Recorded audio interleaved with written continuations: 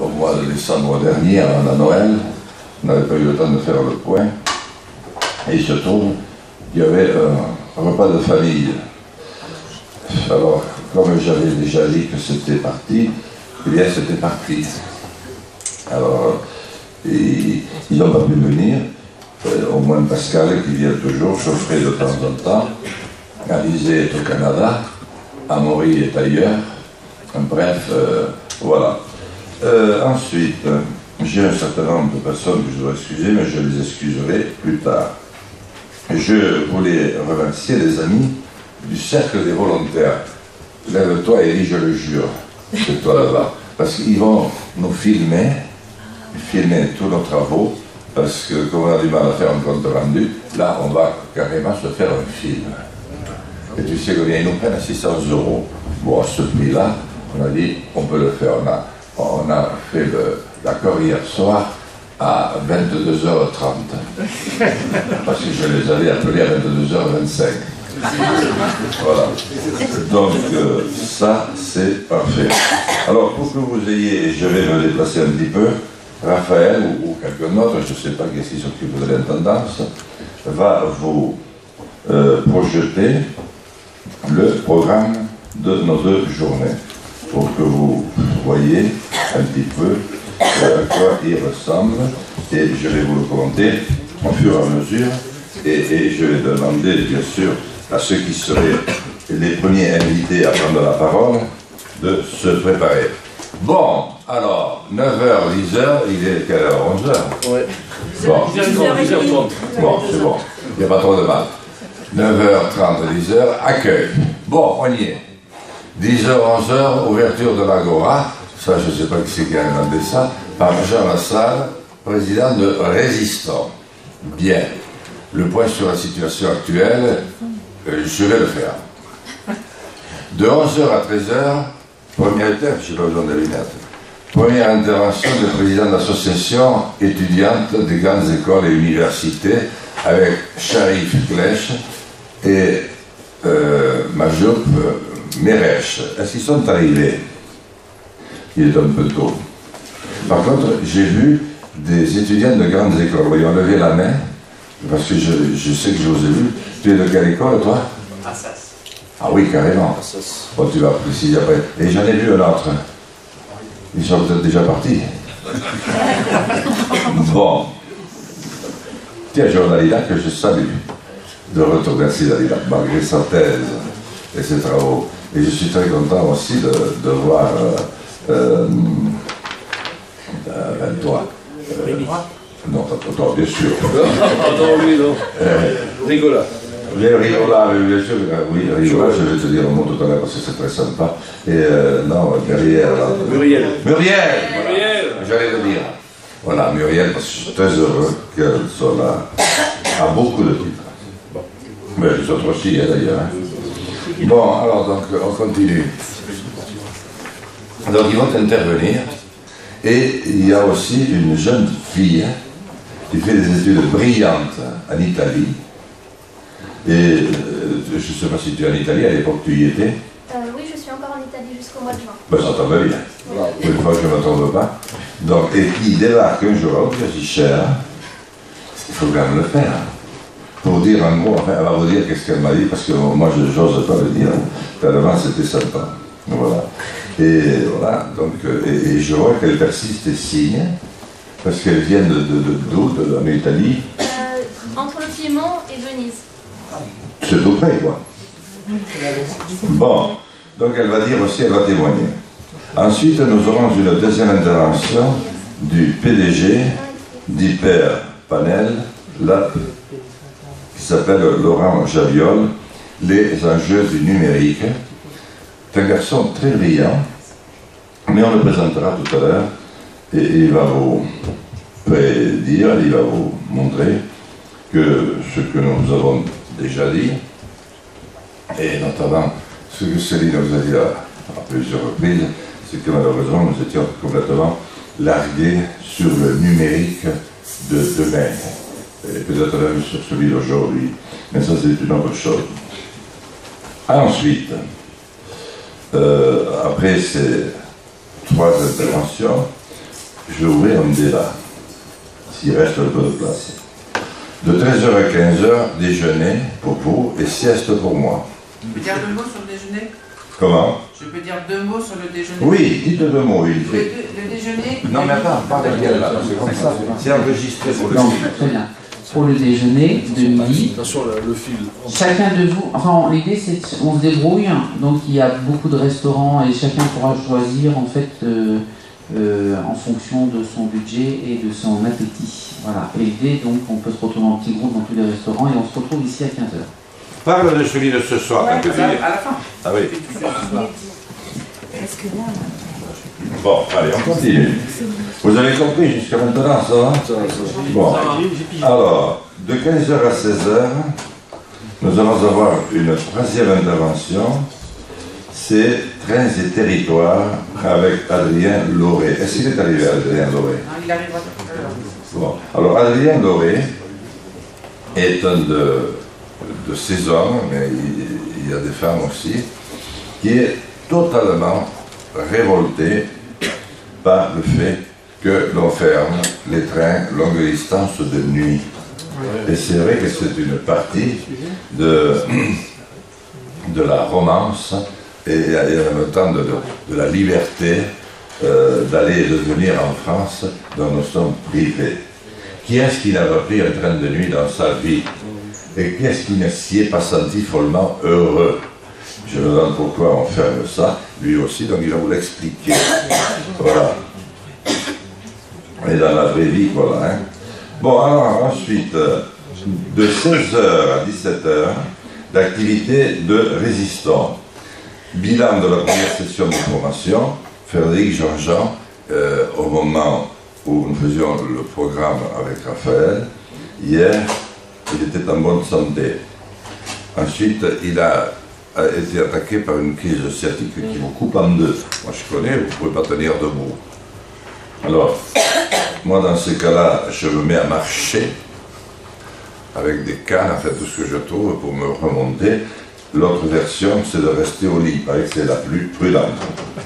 Donc, il s'excuse auprès de vous, il n'a pas pu être là, et je le regrette bien parce que c'est un gars qui fait un travail extraordinaire auprès de nous et qui va continuer, mais ça, nous allons en reparler. Et il nous aurait parlé aussi, et je demande à ceux qui représentent les territoires ici de nous faire une courte restitution cet après-midi entre 16h et 17h pour dire un petit peu comment ils vivent, comment ils ressentent les territoires sur lesquels ils sont. Comme ça va donner peut-être des idées à d'autres de faire la même chose que ce qu'ils font. Ensuite, nous avons Yasminka et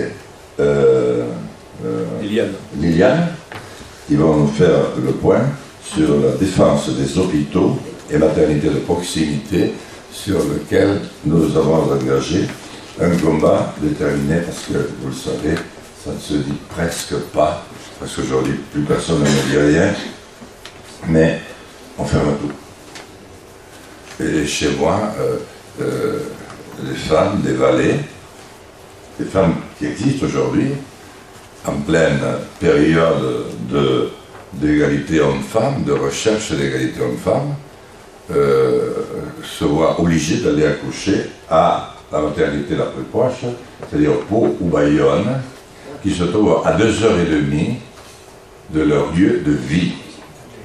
Alors certes, toutes ne sont pas logées à la Enseigne, parce qu'il y a Oloron-Sainte-Marie, qui est quand même un peu plus central, mais qui est quand même à 1h15 de la maternité de Pau. Nous sommes en 2018.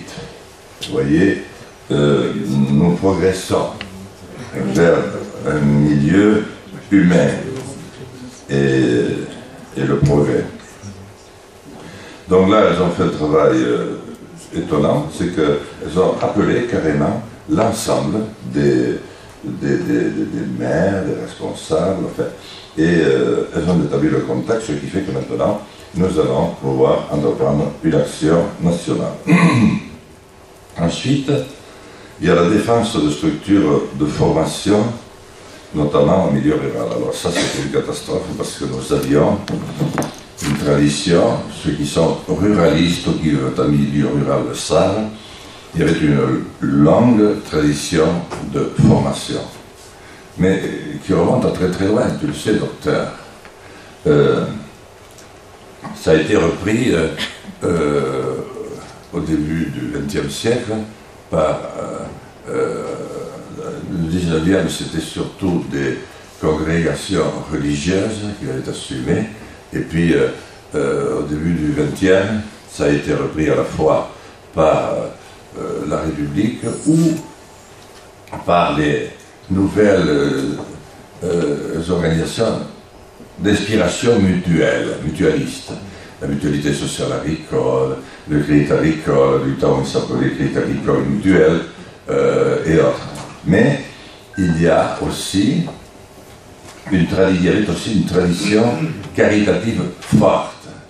C'est-à-dire qu'il y avait des personnes qui avaient quelque avoir dans nos campagnes ou qui étaient parties à la ville et qui faisaient un don pour que l'on ouvre un lieu où l'on apprendrait à des adolescents et même plus un vrai métier qui corresponde au choix qu'ils avaient fait après avoir franchi leur enfance et leur adolescence. Et après avoir décidé, par exemple, qu'ils resteraient sur place au pays. Mais pour rester sur place au pays, encore faut-il savoir faire quelque chose. Donc nous avons, au moins dans notre département, je ne sais pas combien, mais plusieurs dizaines de centres qui se sont occupés, qui se sont créés de cette manière-là, avec des jeunes qui venaient de l'ensemble du territoire national, et parfois européen, et parfois mondial. Et ça crée, vous voyez, des liens extraordinaires avec des professeurs qui étaient triés sur le volet parce qu'ils se triaient eux-mêmes. C'est-à-dire, soit c'était des profs qui avaient marre de l'éducation nationale, ou alors de l'éducation privée, traditionnelle, etc., évangélique et romaine. Donc, ça leur convenait. Et il y a eu des intervenants puissants, parmi lesquels la fondation des apprentis d'Auteuil, qui a 2 siècles, qui a été créée par des religieux chrétiens, et puis qui avait instauré ainsi des centres un peu partout. Ils sont d'ailleurs aujourd'hui 5500 salariés. Enfin, vous voyez, c'est quand même quelque chose d'important. Je ne sais pas si c'est 5500 salariés ou 5500 centres.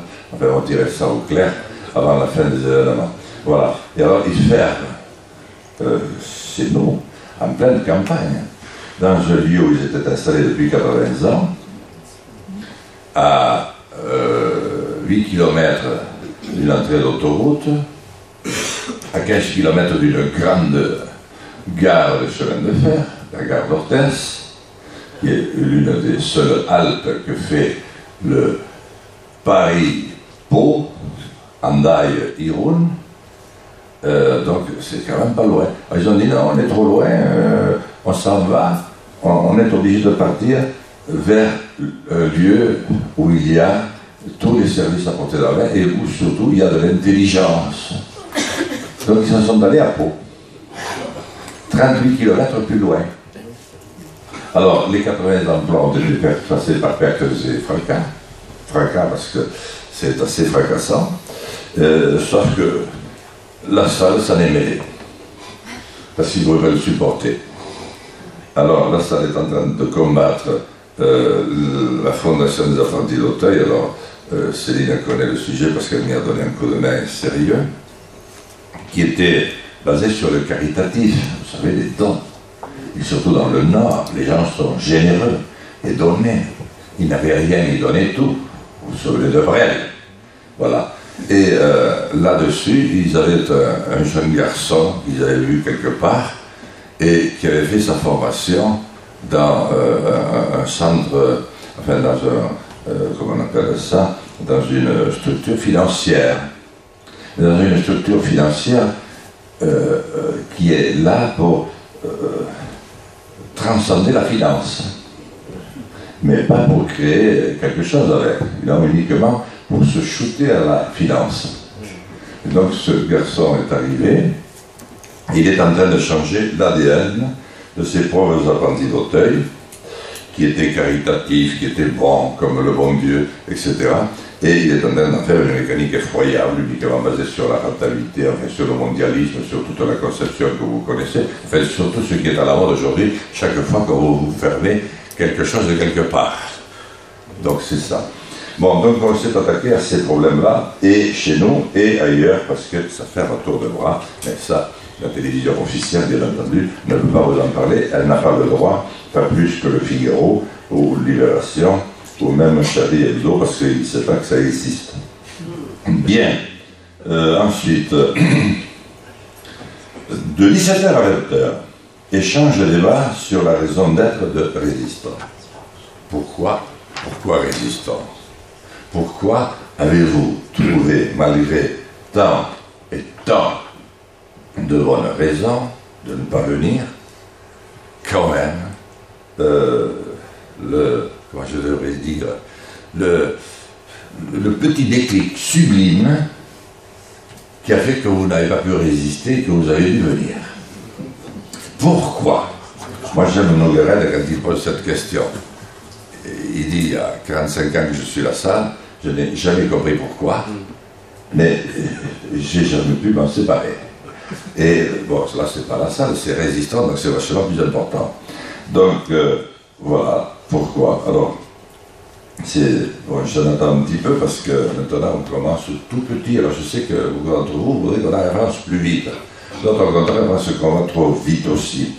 Alors, nous allons réfléchir sur la poursuite de la réflexion et sur la définition de notre ADN. Vous savez, l'ADN, j'ai voulu employer un terme moderne, ça c'est pas Raphaël qui l'a trouvé, c'est moi, parce que qu'est-ce qu'on est, quoi?